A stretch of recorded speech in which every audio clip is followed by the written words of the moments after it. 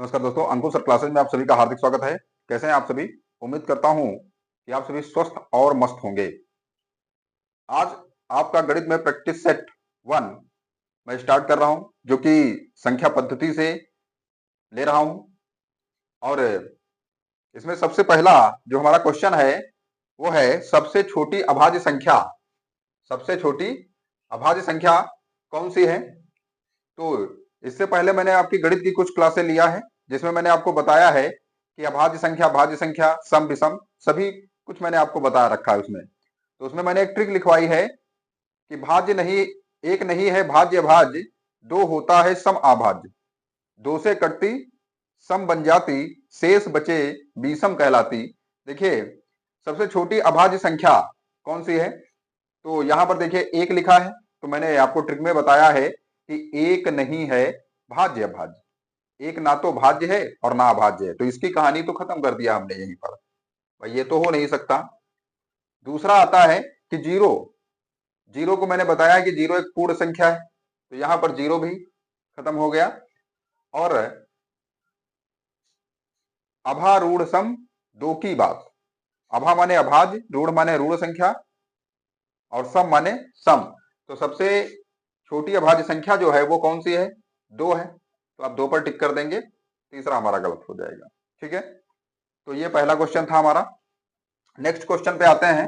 Question number 2 ये कह रहा है कि शून्य एक है। अभी मैंने बताया आपको कि शून्य क्या है, तो शून्य एक पूर्ण संख्या है। क्या है? पूर्ण संख्या है। शून्य क्या है? तो पूर्ण संख्या है। तो बी ऑप्शन यहां पर हमारा करेक्ट हो जाता है। क्वेश्चन नंबर 3 पे पहुंचते हैं और यहां लिखा है अभाज्य संख्या है। अब इसमें आपको बताना है कि अभाज्य संख्या कौन सी है। बहुत ही अच्छा प्रश्न है, बहुत ध्यान से आप समझिए इसको। अभाज्य संख्या कौन सी है? तो यहां देखिए 161 लिखा है। 161 जब लिखा हुआ है, तो अगर हम इसे चेक करें तो हम इसको कैसे चेक करेंगे कि भाई 161 को हम तुरंत कैसे चेक करेंगे कि अभाज्य संख्या है? तो इसके लिए एक सूत्र होता है, एन स्क्वायर ग्रेटर देन होगा इससे। अर्थात मैं कह सकता हूं कि ये 161 जो है, ऐसी कौन सी संख्या है जिसका वर्ग इससे ज्यादा है? तो आप कहेंगे 13। 13 का वर्ग जब हम करते हैं तो 169 मिलता है हमको। ठीक है, तो 13 से ज्यादा है। अर्थात अगर हम इसको लें, इस सवाल को, तो देखिए यहां पर मैं हल करके दिखाता हूं आपको। जैसे 161 की बात कर रहा हूं, तो ये छोटा होगा किससे? 13 के वर्ग से छोटा होगा। अब 13 जो है वो एक हमारी अभाज्य संख्या है। 13 से छोटी जितनी भी अभाज्य संख्या है उनसे मैं इसको क्लियर करता हूं, काटता हूं और देखता हूं कि क्या ये है उन अभाज्य संख्याओं में से किसी एक से कटता है।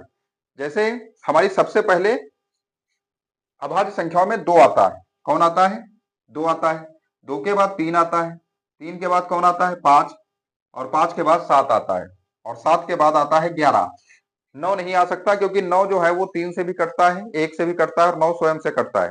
अभाज्य संख्याओं की परिभाषा में मैंने आपको बताया है कि अभाज्य संख्याएं वे संख्याएं हैं जो केवल और केवल दो संख्याओं से ही कटती हैं, या तो स्वयं से या फिर एक से। ठीक है, और यहां पर आपका जो सबसे बड़ा वाला मान होगा वो 13। ठीक है, अब इससे मैं चेक करता हूं, इसमें से किसी से अगर ये कट रही है तो फिर ये भाज्य संख्या होगी, ना कि अभाज्य।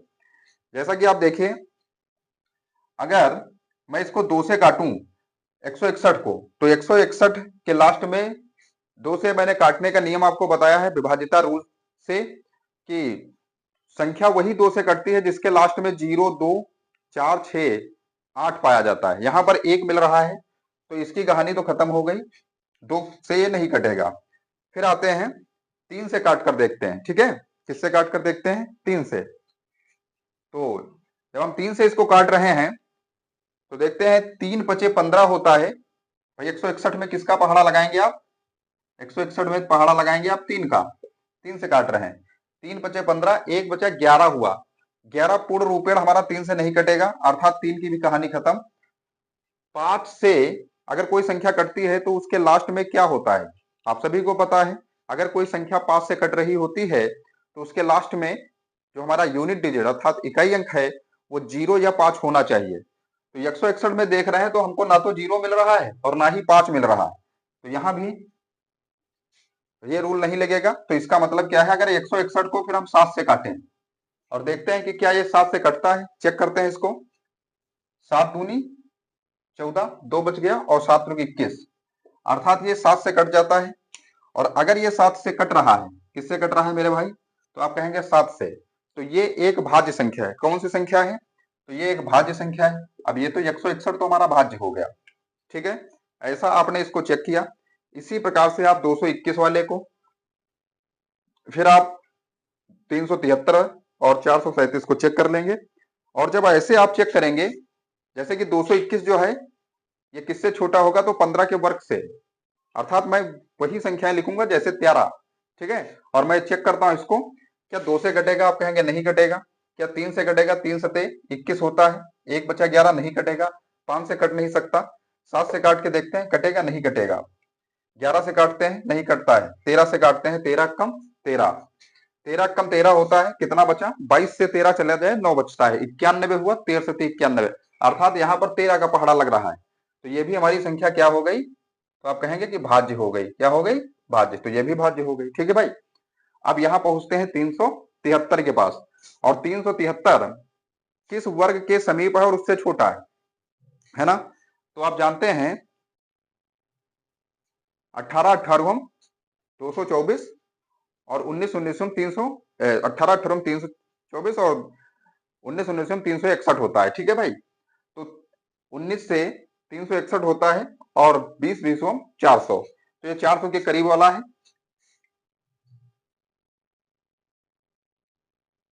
ठीक है। तो इसको हम चेक करते हैं, जैसे 373 लिखा है, तो ये कितने के करीब गया, तो आप बता देंगे ये 20 के वर्ग के करीब जा रहा है, ठीक है। तो इसको मैं चेक करता हूं, जैसे यहां तक तो हमारा लिखा है, आगे इसमें कौन सा अभाज्य संख्या बढ़ानी होगी, तो आप कहेंगे 17 और दूसरी 19 बढ़ानी होगी, ठीक है। चेक करके देखते हैं इसको। ये 2 से नहीं कटेगा, क्या 3 से कटेगा, 3 एकम 3, 3 दूना 6, 1 बचता 13, नहीं कटेगा। 5 से कटेगा नहीं, क्योंकि 0 और 5 लास्ट में नहीं है। 7 से काट कर देखते हैं, 7 5 35, 23 होता है, नहीं कटेगा। 11 से करके देखते हैं, तो यहाँ देखिए 11 की विभाज्यता के रूल में मैंने आपको बताया है कि सम पदों का योग और विषम पदों का योग का अंतर या तो 0 होना चाहिए या 11 का कोई गुणज होना चाहिए। तो यहाँ देखिए 3 3 6 और 6 में से 7 जाएगा तो 1 बचेगा, ना तो 0 बच रहा है ना 11 का कोई गुणज बच रहा है, इसलिए ये नहीं कटेगा।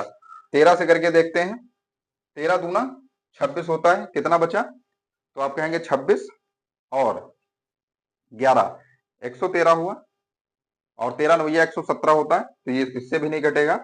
अब आ जाते हैं हम 17 पर।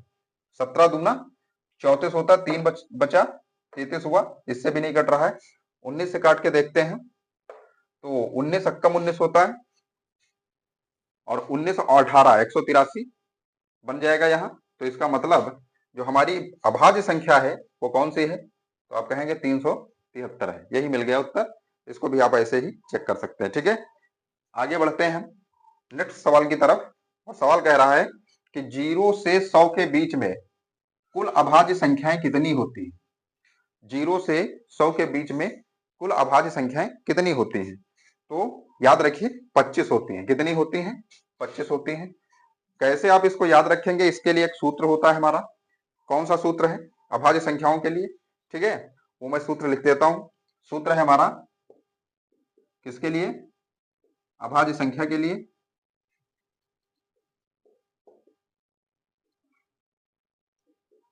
कहां से कहां तक, 0 से 100 तक, ठीक है। सूत्र कुछ इस प्रकार है, सूत्र है 44 22 322 और 321। आप जोड़कर देखिए, 4 4 8, 8 2 10, 2 12, 3 15, 2 17, 2 19, 3 20, 4 4 8 2 10, 2 12, 3 15, 2 17, 17 2 19, 19 3 22, 2 24 1 25।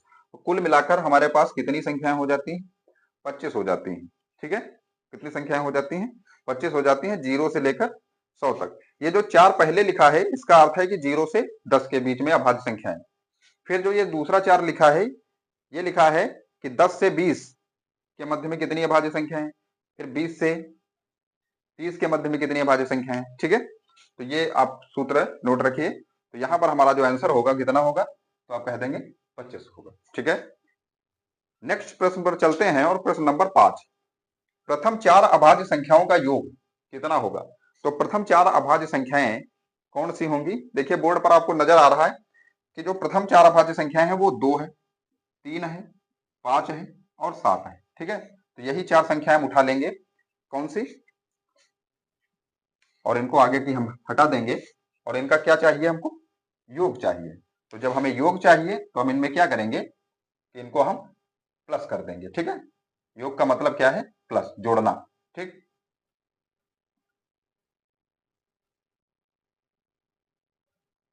चलिए भाई इनका हम योग कर देते हैं।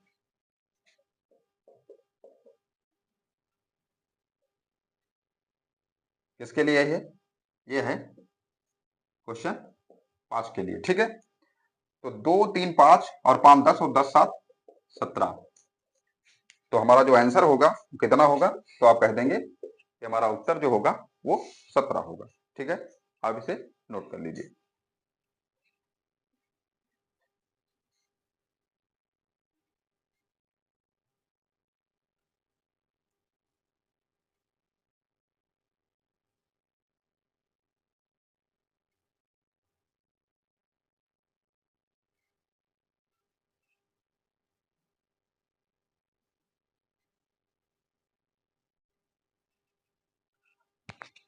आइए और नेक्स्ट प्रश्न की तरफ बढ़ते हैं। प्रश्न नंबर 6, कौन सी संख्या 9 से विभाजित होगी। ठीक है, इसमें ये कह रहा है कि कौन सी संख्या 9 से भाज्य है या विभाजित होगी। तो आप बता देंगे कि जिस संख्या का योग 9 से कट जाता है वो 9 से विभाजित होगी। जैसे आप यहां देखिए, यहां लिखा है 5 2 7, 7 2 9, ये तो कट गया। 8 और 1 9, लेकिन यहां 3 शेष बच रहा है, योग हमारा 9 हो जाना चाहिए। ठीक है, देखिए आगे संख्या चलते हैं। यहां लिखा है 5 2 7 2 9, और यहां लिखा है 8 7 15, अर्थात 5 और 1 6, तो यह शेष बच रहा है। यहां भी ये संख्या नहीं कटेगी हमारी। यहां देखिए 3 3 6 3 9, ये कट जाता है। 5 4 9, लेकिन आपका 2 और 1 3 बच रहा, अर्थात ये भी 9 से नहीं कटेगी। ये संख्या जो है ये 9 से कटनी चाहिए। देखिए 8 4 12 और 6 18, या तो हम 18 को 9 से काटें तब भी कट जाता है, या इसको और जोड़ लें तो कितना आता है 9, अर्थात ये वाली जो संख्या हमारी चौथी, जो डी ऑप्शन है हमारा, वही करेक्ट है। ठीक है, इससे पहले मैं विभाजिता की एक क्लास ले चुका हूं, आप उस क्लास को अवश्य देखें। क्वेश्चन नंबर 7 पे पहुंचते हैं और यहां देखिए लिखा है 55 55 55। तो आप देख रहे हैं कि इसका 3 3 का जोड़ा एक समान, 6 संख्याएं यदि लिखी हैं, जैसे हम कहें कि 12 12 और फिर 12, तो एक जैसे जब संख्या बन जाती है तो वो किससे विभाजित होती है, तो आप बता देंगे वो संख्या 7 से विभाजित होती है। ठीक है, जैसे आपसे कोई कहे कि 12 12 12, तो अगर आप इसका 3 संख्या एक साथ लेते हो, कितना लिखा है 121, नहीं 12 12 12, तो अगर संख्याएं जो 6 बार 6 अंक हैं और वो उन संख्याओं में पुनरावृत्ति डबल या ट्रिपल पर हो रही है, तो आप उसको 7 से विभाजित कर सकते हैं। ठीक है, इसका भी हमने रूल लिखवाया है आपको।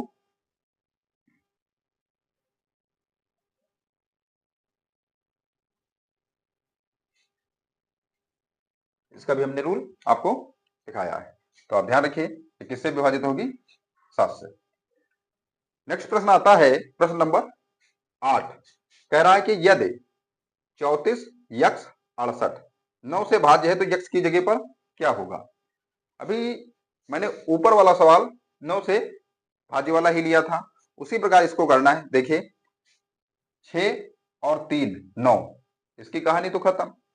8 और 4 12, 8 4 12, हमें चाहिए 9 का कोई गुणज या फिर संख्या 9, तो 12 और 6 18।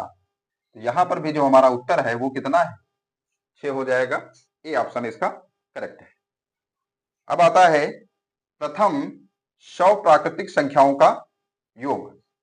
इसके लिए मैंने बताया है कि प्रथम 10 प्राकृतिक संख्याओं का योग, 10 का आधा, और जो मान आए उसे एक बार और लिख दीजिए। उसी प्रकार ये 100 का आधा, तो 100 बटा 2 अर्थात कितना मिलेगा हमको, 50, और उसे डबल कर दीजिए, फिर 50 हो गया। कितना आया, 50 50। और ये ऑप्शन हमारा किसमें मौजूद है, सी में मौजूद है। तो इसका आंसर ये हो गया। अब आता है आपका प्रथम 25 सम संख्याओं का योग। और सम संख्याओं के योग के लिए मैंने एक आपको सूत्र लिखाया है, और वो सूत्र है n प्लस 1। ये होता है गुणे में, ठीक है। तो हमारे पास कितनी संख्याएं मौजूद है, तो आप कहेंगे 25। कितनी मौजूद है, 25। और 25 और 1 कितना हो गया, तो हो गया 26। अब इसकी मल्टीप्लाई करिए, 25 छक्का 150, हासिल मिला 15। 25 दूना 50 और 15, 50 15 65। अर्थात हमारा जो उत्तर होगा वो कितना होगा, तो आप कहेंगे 650, जो ऑप्शन डी में है।